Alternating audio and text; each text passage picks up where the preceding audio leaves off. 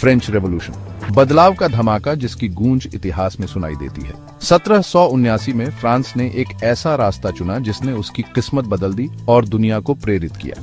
ये सिर्फ राजा बदलने की बात नहीं थी, ये पुरानी व्यवस्था को पूरी तरह से उखाड़ फेंकने की बात थी। रेवोल्यूशन से पहले फ्रांस राजाओं के शासन में था। राजा के पास पूरी ताकत थी। समाज 3 वर्गों में बंटा था। पादरी और कुलीन वर्ग बहुत सारे विशेषाधिकार भोगते थे। आम लोग जो बहुसंख्यक थे उन पर टैक्स का बोझ था और सरकार में उनकी कोई खास बात नहीं सुनी जाती थी। फ्रेंच रेवोल्यूशन एक महत्वपूर्ण मोड़ था।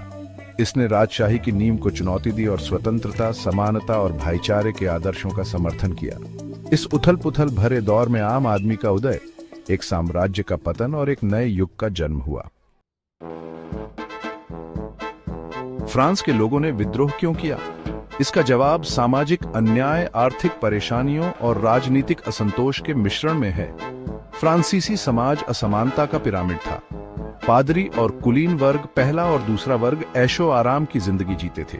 उन्हें ज्यादातर टैक्स से छूट थी। इस पदानुक्रम में सबसे नीचे आम लोग थे, तीसरा वर्ग। वे टैक्स का बोझ उठाते थे और गरीबी और कठिनाई में जीवन बिताते थे। आग में घी डालने का काम एक वित्तीय संकट ने किया। राजशाही के फिजूल खर्ची और महंगे युद्धों ने फ्रांस के खजाने को खाली कर दिया था। बढ़ती महंगाई और खाने पीने की कमी ने आम लोगों का जीना मुश्किल कर दिया था। क्रांति का मंच तैयार हो गया था।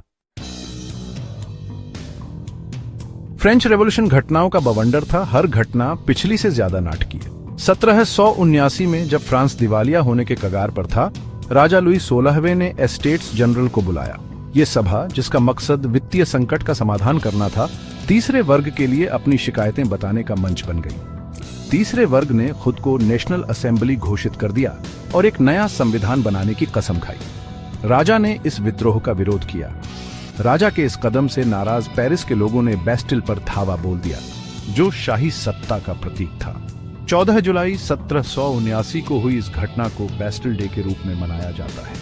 राजा लुई 16वें और रानी मैरी एंटोनेट को फांसी देने के साथ क्रांति एक कट्टरपंथी चरण में प्रवेश कर गई। इसके बाद आतंक का शासन आया, जो अत्यधिक हिंसा और राजनीतिक दमन का दौर था। नेपोलियन बोनापार्ट के उदय के साथ क्रांति का अंत हुआ, जिसने एक नई सरकार बनाई और खुद को फ्रांस का सम्राट घोषित किया।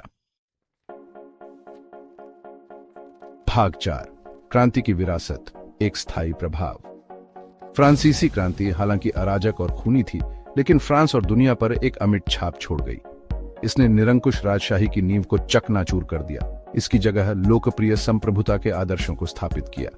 1779 में अपनाया गया मानव और नागरिक अधिकारों की घोषणा स्वतंत्रता, समानता और भाईचारे के सिद्धांतों को स्थापित करता है। क्रांति का प्रभाव फ्रांसीसी सीमाओं से आगे निकल गया। इसने पूरे यूरोप और अमेरिका में राजनीतिक परिवर्तन के आंदोलनों को प्रेरित किया। फ्रांसीसी क्रांति के आदर्श स्वतंत्रता, समानता, भाईचारा, दमनकारी शासनों को उखाड़ फेंकने की मांग करने वालों के लिए नारे बन गए। क्रांति के कारण फ्रांस में महत्वपूर्ण सामाजिक और आर्थिक सुधार भी हुए।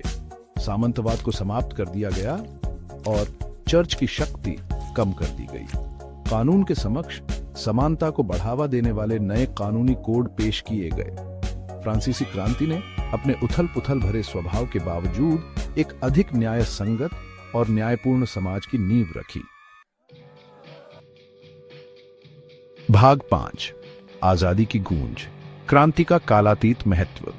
फ्रांसीसी क्रांति हालांकि अपने समय की उपज थी, 21वीं सदी में भी गूंजती रहती है। यह एक शक्तिशाली अनुस्मारक के रूप में कार्य करता है कि शक्ति अंततः लोगों के हाथों में रहती है। इसके द्वारा प्रतिपादित मूल्य स्वतंत्रता, समानता, भाईचारा आज भी उतने ही प्रासंगिक हैं जितने 2 शताब्दी पहले थे। फ्रांसीसी क्रांति हमें सिखाती है कि परिवर्तन अपरिहार्य है और सत्ता की सबसे मजबूत व्यवस्थाओं को भी चुनौती दी जा सकती है और उखाड़ फेंका जा सकता है। यह हमें नागरिक जुड़ाव के महत्व, सामाजिक न्याय की आवश्यकता और विचारों की स्थायी शक्ति की याद दिलाता है। फ्रांसीसी क्रांति आशा की किरण और एक सावधानीपूर्ण कहानी लोकतंत्र, मानवाधिकारों और एक न्यायपूर्ण और न्यायसंगत दुनिया की खोज के बारे में हमारी समझ को आकार देती रहती है। इसकी आजादी की गूंज हमें बेहतर भविष्य के लिए प्रयास करने के लिए प्रेरित करती रहती है।